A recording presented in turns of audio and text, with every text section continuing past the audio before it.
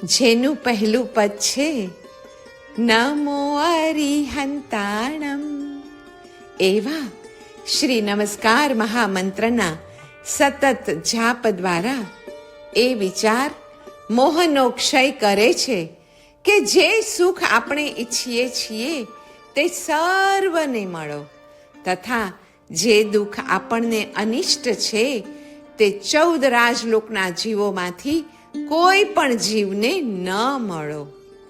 રાગ, દ્વેષ, મોહનો ક્ષય થવાથી જ મોક્ષ મળે છે. સુખ કોઈ વસ્તુમાં નથી, પણ મનની વૃત્તિમાં છે. સુખ જગતમાં નથી, પણ હૃદયમાં છે. અરે, સુખ કોઈ પણ પરિસ્થિતિમાં પણ નથી, પરંતુ તે વિશેના આપણા અભિપ્રાયમાં છે. વિચાર પદ્ધતિ જો સાચી હોય ને તો સુખ અનુભવાય, અને જો ખોટી હોય તો દુઃખ અનુભવાય છે.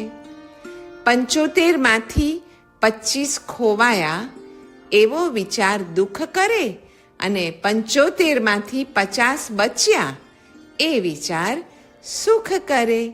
એટલે આપણે આપણી વિચાર પદ્ધતિને જ સાચી રાખવી પડે. શ્રી નમસ્કાર મહામંત્રની 68 વર્ણ માતૃકા સમજાવે છે કે દુઃખમાં દુઃખનું મૂળ પાપ, તેની ગરહા કરવી. દુઃખમાં સુખનું મૂળ પુણ્ય, તેની અનુમોદના કરવી. તેથી રાગ દ્વેષની વૃત્તિઓ ક્ષય પામે છે.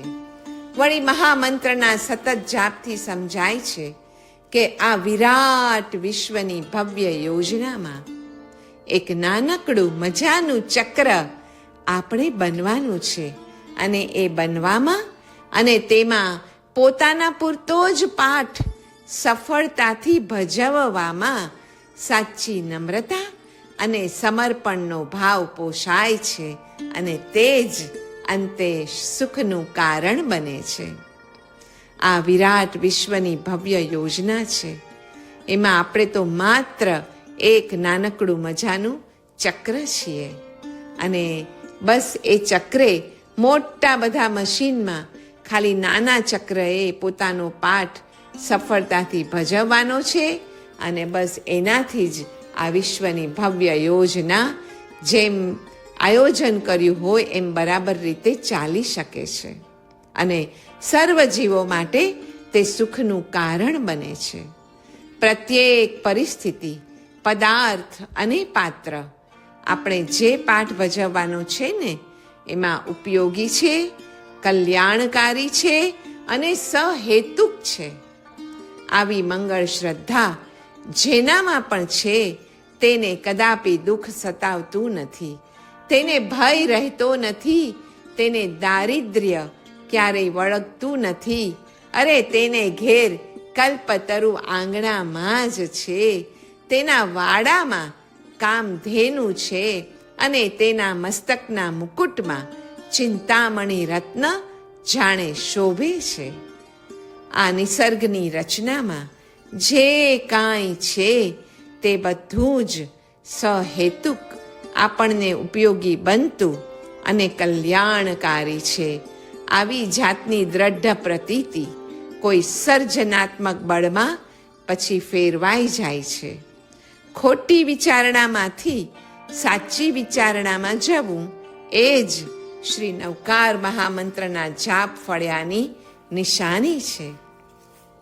આપણે આપણી પોતાની જાતમાં જ ઊંડા ઉતરીને જોવું રહ્યું કે જે કાંઈ મેળવવા જેવું છે તે સઘળું એ આપણી અંદર જ છે. તે મેળવવાનો ઉપાય પણ આપણી અંદર જ છે, અને નવકાર મંત્રના સાધકને આ વાતની ખબર હોય જ છે. વિનય મૂલો ધમ્મો, ધર્મનું મૂળ વિનય છે. નમસ્કાર એ વિનયનો જ એક પ્રકાર છે. ગુણાનુરાગ એ ધર્મનું દ્વાર છે, અને નમસ્કાર તે ગુણાનુરાગની ક્રિયા છે. શ્રદ્ધા એ ધર્મરૂપી મહેલનો પાયો છે. નમસ્કાર એ શ્રદ્ધા અને રુચિનું જ બીજું નામ છે. મૂળ ગુણો અને ઉત્તર ગુણો એ રત્નો છે. નમસ્કાર તેનું મૂલ્યાંકન છે. ચતુર્વિધ સંઘ અને માર્ગાનુસારી જીવો એ ધર્મરૂપી જગત છે. તેમનો આધાર નમસ્કાર ભાવ છે. સમતા ભાવ, વૈરાગ્ય ભાવ અને ઉપશમ ભાવ એ ત્રણેય ધર્મના રસરૂપ છે. એ રસાસ્વાદ માટેનું ભાજન, પાત્ર કે આધાર નમસ્કાર છે. નમસ્કાર ભાવ એ જ ધર્મનું મૂળ, દ્વાર, પીઠ, નિદાન, આધાર અને ભાજન છે. સુખ દુઃખને નિવારનાર મંત્ર જ તો નવકાર છે. શ્રી નવકાર મંત્ર એ સર્વ મંત્રોમાં એટલે જ શ્રેષ્ઠ નાયક ગણાયો છે. જેમ અગ્નિમાં ઉષ્ણતા, જળમાં શીતલતા, દીપમાં પ્રકાશકતા, તેમ શબ્દમાં જે શક્તિ છે તે તેના અર્થમાં રહેલી છે. અને અર્થમાં જે શક્તિ હોય તે શબ્દમાં ઉતરી હોય છે. કામ બીજથી મોહન કે વશીકરણ, માયા બીજથી ઐશ્વર્યની પ્રાપ્તિ તથા વાગ બીજથી વાક્સિદ્ધિ મળે છે. અને એ બધું જ નમસ્કાર મહામંત્રમાં સમાવિષ્ટ છે. નવકારના જાપ વડે ભાવ દુઃખ ટાળવાના ઉપાયો ઘણા છે. એમાંના 3 જોઈએ તો: 1. કર્મને આધીન બાબત નભાવી લેતા શીખો. 2. જીવનની અનેકવિધ આરાધનાઓમાં સદ્ગુણ અને સદ્વિચારને વિકસાવવાની સર્વ ક્રિયાઓને તમે મુખ્ય માનો. અને 3. આપણા જ બાંધેલા કર્મએ દીધેલા દુઃખ એ દુઃખ નથી, પરંતુ એના ઉપર થતા કશાયો, સંકલ્પ વિકલ્પો, દુર્ધ્યાન વગેરે સર્વે મહાદુઃખ છે એમ માનો. આ 3 વાત લક્ષ્યમાં રહે ને તો ભાવ દુઃખ મટી જાય, અર્થાત દુષ્ટ વિચાર, દુષ્ટ વાણી અને દુષ્ટ વર્તન અવશ્યપણે અટકી જાય. શ્રી મહામંત્રના સતત જાપ તથા નિષ્કપટ ભજન વડે આત્મામાં પરમાત્માના અને ભક્તમાં ભગવાનના ગુણ આવવા લાગે છે. ઈશ્વર એ કોઈ કલ્પિત વસ્તુ નથી. મહાપુરુષોએ તેની સત્તાનો પ્રત્યક્ષ અનુભવ કર્યો છે. કોઈના પણ ભલામાં નિમિત્ત બનવા માટે જે હર હંમેશ તત્પર રહેતા હોય તેનું જ નામ મહાપુરુષ. પ્રભુ સર્વશક્તિમાન, સર્વજ્ઞ અને આનંદ ઘન છે. તેનું શરણું લઈને ભજન કરનારો એવા જ સ્વરૂપ બની જાય છે. જેમ અગ્નિના સંયોગથી કાષ્ઠ પણ અગ્નિ બની જાય છે, તેમ પ્રભુ સંયોગે ભક્ત ભગવાન સ્વરૂપ બની જાય છે. નવકારના જાપથી અતિ દુર્લભ એવી 3 વસ્તુ મળે છે. 1. મનુષ્યપણું, 2. મુમુક્ષુતા અને 3. મહાપુરુષોનો સંશ્રય. સમય ગમે તેટલો લાગે પણ શાસ્ત્ર વિધિને સમજીને જો નિરંતર ઉત્સાહપૂર્વક શ્રી નમસ્કાર મહામંત્રના જાપ કરાય તો ભગવાનની ભક્ત વત્સલતાનો અવશ્ય પ્રત્યક્ષ અનુભવ પણ કરી શકાય છે. શ્રી નમસ્કાર મહામંત્રના અવિરત જાપ એ પણ ભક્તિ છે. ભક્તિના 2 પ્રકાર હોય છે, મુક્ત્યર્થ અને પ્રીત્યર્થ. એક ભક્તિ મેઘવૃષ્ટિ તુલ્ય છે અને બીજી કૂપખનન તુલ્ય. એક વાનરી, બીજી માર્જારી. સ્તુત્ય એવા નમસ્કાર મહામંત્રની સ્તુતિ અને પ્રશંસા કરવી. જ્યારે આપણે ભક્તિ માત્ર અને માત્ર આપણા આત્માની મુક્તિ માટે કરીએ છીએ ત્યારે એ ભક્તિ મેઘવૃષ્ટિ તુલ્ય છે. અને જ્યારે આપણે પ્રીતિ અર્થે કરીએ છીએ ત્યારે અનુક્રમે તે કૂપ ખનન તુલ્ય છે કે કૂવો ખોદ્યો પછી અંદરથી પાણી આવ્યા જ કરે, આવ્યા જ કરે, આવ્યા જ કરે. શ્રી તીર્થંકરોની આજ્ઞા મુજબ સંયમ માર્ગમાં શક્તિનો સદુપયોગ કરવો અને દુનિયાના પ્રાણી માત્રને અભયદાન આપવું તે વિવેકી માત્રનું પરમ કર્તવ્ય છે. જો આપણે આપણને વિવેકી ગણતા હોઈએ તો તીર્થંકરોની આજ્ઞા મુજબ જીવન જીવવામાં આપણી શક્તિનો સદુપયોગ કરીએ છીએ કે નહીં એ તથા દુનિયાના જીવ માત્રને આપણે અભયદાન આપવા તત્પર છીએ કે કેમ એ બંને વસ્તુ તપાસવી રહી. નવકાર મહામંત્રના પદોમાં ગુણ અને ગુણીની ઉપાસના છે. તે ઉપરાંત શબ્દો દ્વારા શુભ સ્પંદનો ઉત્પન્ન કરવાની જબરદસ્ત શક્તિ છે.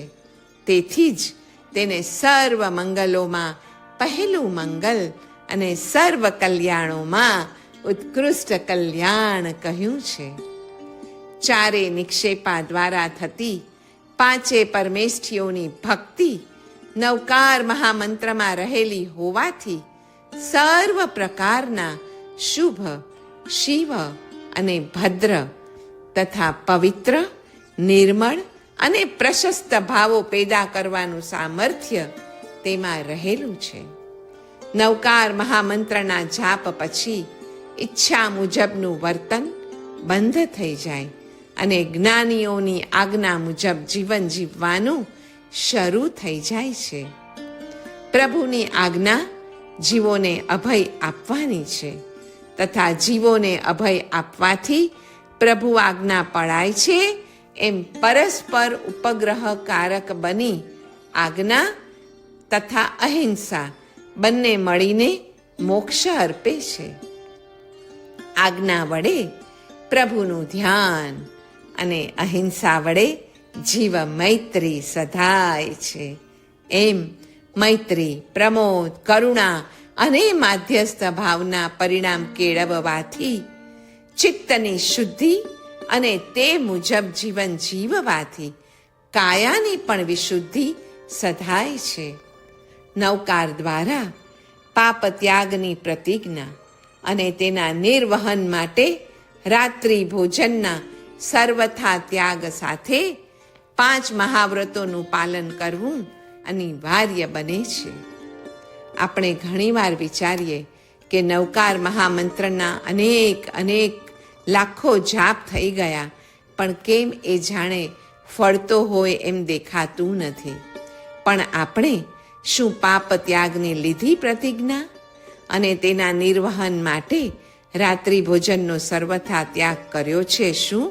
અને સાથે સાથે 5 મહાવ્રતોનું પાલન, પહેલે પ્રાણાતિપાત, બીજે મૃષાવાદ, ત્રીજે દત્તાદાન, ચોથે મૈથુન અને 5મે પરિગ્રહ.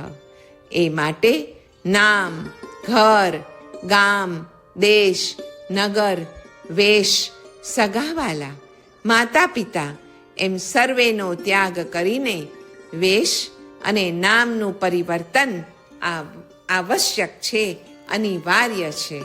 આવું જીવન જીવવામાં જ મનુષ્ય ભવની સાર્થકતા પણ છે. નવકાર ઉપરની શ્રદ્ધા એ દિવ્ય કર્મોનું વાહન છે. શ્રદ્ધાથી સંકલ્પનું બળ વધે છે, દેવતાઓ પ્રસન્ન થાય છે. જેમ આરોગ્યનું વાહન રક્ત છે, શબ્દનું વાહન આકાશ છે, તેમ સર્વ દેવતાનું વાહન શ્રદ્ધા છે. તીવ્ર શ્રદ્ધાથી કરેલ મંત્રનો જાપ સત્સંકલ્પવાળા હોવાથી તે નિયમા ફળે જ છે. સંકલ્પાત્મક સૂક્ષ્મ શરીરને ધક્કો મારવા માટે પણ શ્રદ્ધા એ વાહન છે અને શ્રદ્ધાનું વાહન વિદ્યા છે. નવકાર મહામંત્ર એટલે આત્માનું ભાવ સ્વાસ્થ્ય. શ્રી નમસ્કાર મંત્ર સર્વ સાધકોને પુષ્ટ આલંબન રૂપ થઈને સાધ્યની સિદ્ધિ કરાવે છે. દેહનું દ્રવ્ય સ્વાસ્થ્ય અને આત્માનું ભાવ સ્વાસ્થ્ય પંચમંગલ મહાશ્રુત સ્કંધરૂપ હોવાથી સમ્યક જ્ઞાન સ્વરૂપ છે. પંચ પરમેષ્ઠીની તે સ્તુતિરૂપ હોવાથી સમ્યક દર્શન સ્વરૂપ છે તથા સામાયિકની ક્રિયાના અંગરૂપ અને મન વચન કાયાની પ્રશસ્ત ક્રિયારૂપ હોવાથી કથનચિત તે ચારિત્ર સ્વરૂપ પણ છે. શ્રી નમસ્કાર મહામંત્રનો જપ અને તેના અર્થનું ધ્યાન એ પણ સ્મરણરૂપ ભક્તિ જ છે. નવકાર મંત્રની સેવા એ સાક્ષાત ભગવત સેવા છે. આ મહામંત્ર ઉપર જેની જેવી શ્રદ્ધા તેવું તેને ફળ મળે છે. શ્રદ્ધા ગુણની કસોટીમાં પણ નવકાર મંત્ર જ આપણને સ્થિર રખાવે છે. શ્રદ્ધા એ અનુભવ અને પરોક્ષ જ્ઞાન એ બે વચ્ચેનો સેતુ છે, પુલ છે. શ્રદ્ધા વડે પરોક્ષને અપરોક્ષ કરી શકાય છે. અશુદ્ધ કે અવિધિયુક્ત પણ શ્રદ્ધાપૂર્વકનું કર્મ હોય તો તે અવશ્ય ફળે છે. પછી ભલે તે અશુદ્ધ રીતે બોલાયું હોય કે અવિધિયુક્ત પણ હોય. પ્રભુના દર્શન અમોઘ છે તેમ નવકારના જાપ પણ અમોઘ છે. નવકારના શ્રવણ માત્રથી સામાન્ય માણસ વિશેષ બને છે અને તેનું જ બીજું નામ મુમુક્ષુ છે. શ્રવણથી કીર્તન, નામ સ્મરણ, પાદ સેવન, અર્ચન, વંદન, દાસ્ય, સખ્ય અને આત્મનિવેદન એમ નવધા ભક્તિનું સર્વનું ગ્રહણ થઈ જાય છે. મંત્રથી મળનાર મુક્તિની 5 પ્રકારની ભૂમિકાઓ હોય છે: સાલોક્ય, સામીપ્ય, સારૂપ્ય, સાયુજ્ય અને કૈવલ્ય. આ બધી ભૂમિકાઓમાં મન દ્વંદ્વોથી પર જતું રહેતું હોય છે. નવકારના અનુષ્ઠાનની સફળતામાં મુખ્ય 4 હેતુરૂપ છે: વિધિ, વિશ્વાસ, ઈચ્છા અને પ્રયત્ન. વિધિ અને વિશ્વાસ વડે શ્રદ્ધા કેળવાય છે. શ્રદ્ધા વડે પ્રભુનું સાનિધ્ય અનુભવાય છે. પ્રભુનું નામ અને રૂપ પ્રભુના વિરહમાં પ્રભુતુલ્ય જ કાર્ય કરે છે. નામથી 4 કષાય અને રૂપથી 5 વિષયોનું વિસર્જન થાય છે. અરે નવકાર દ્વારા તો ભગવાનનું નામ સ્મરણ તથા ગુણાનુવાદ એ જ તપ, સ્વાધ્યાય, દાન, પૂજન અને સાચું જ્ઞાન બની રહે છે. જે ફળ દાન, પૂજન કે ધ્યાનથી મળે છે તે ફળ એક નામ કીર્તનથી, નામ સંકીર્તનથી આપણને મળી રહે છે. શ્રદ્ધા અને ભક્તિ ન હોય તો પણ નામ કીર્તનથી તે પાપનાશ થવા વડે વધે છે. શ્રદ્ધા પણ વધે, ભક્તિ પણ વધે છે. નવકાર વડે નામ સ્મરણમાં ચિત્તવૃત્તિને પરોવી દેવાથી ભગવાન પ્રસન્ન થઈને મોક્ષ આપે છે. 45 આગમો, 4 વેદ, 6 દર્શન, 108 ઉપનિષદો અને 18 પુરાણોમાં પણ પરબ્રહ્મ પરમાત્માનો મહિમા અને તેના જ ગુણાનુવાદ ગાવામાં આવ્યા છે. એટલે જ શ્રી નમસ્કાર મહામંત્રનું શ્રવણ અને મનન જરૂરી છે.